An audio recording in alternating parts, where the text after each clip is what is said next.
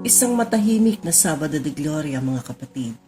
Nawa ang mga salita sa umagang ito ay magdulot ng kapayapaan at pag-asa sa inyong mga puso at kalooban sa patuloy nating pagbubulay-bulay sa mga pangyayaring naganap sa buhay ng ating Panginoong Hesus.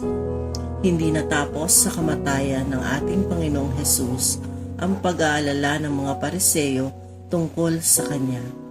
Natatakot sila na baka ipagpatuloy ng Kanyang mga disipulo ang pagbabalita na si Jesus ang Mesyas. Natatandaan din nila na sinabi ni Jesus na siya ay mabubuhay na muli pagkaraan ng 3 araw. Iniisip ng mga Pariseyong ito na baka nakawin ng mga disipulo ang katawan ni Jesus at ipamalita na siya ay nabuhay na muli. Ang pamamalita ng panlolokong ito ay higit na magdudulot ng suliranin sa kanila at sa Jerusalem. Pakinggan natin ang sinasabi sa Mateo, Kabanata 27, taludtod 64 mula sa Magandang Balita, Biblia. Kaya pabantayan po sana ninyong mabuti ang libingan hanggang sa 3 araw. Baka pumunta doon ang kanyang mga alagad at kunin ang bangkay at pagkatapos ay pamalitang siya'y muling nabuhay. Ang pandarayang ito ay magiging masahol pa kaysa una.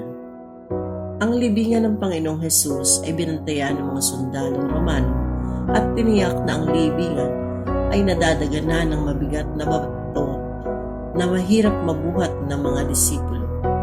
Itinuturing ng mga Pariseo na ang panlulokong sasabihin ng mga disipulo ay masahol pa sa pagsasabi ng Panginoong Hesus na siya ang Mesyas. Sa inilagay ng mga balakid sa libingan ng Panginoong Hesus, lahat ng ito ay nawala ng saysay sapagkat sa 3 araw ay naganap ang sinasabi ng Panginoong Hesus. Siya ay nabuhay na muli. Tayo po ay manalangin.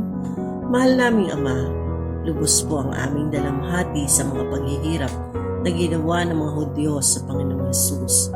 Salamat po sa labis ninyong pagmamahal sa amin at inihandog ninyo ang Panginoong Hesus upang kami ay maligtas. Maging katanggap-tanggap nawa ang aming pasasalamat, pagpupuri, pagsamba at paglilingkod sa inyo, sa aming iglesia at sa kapwa namin. Sa pangalan ni Jesus, Amen.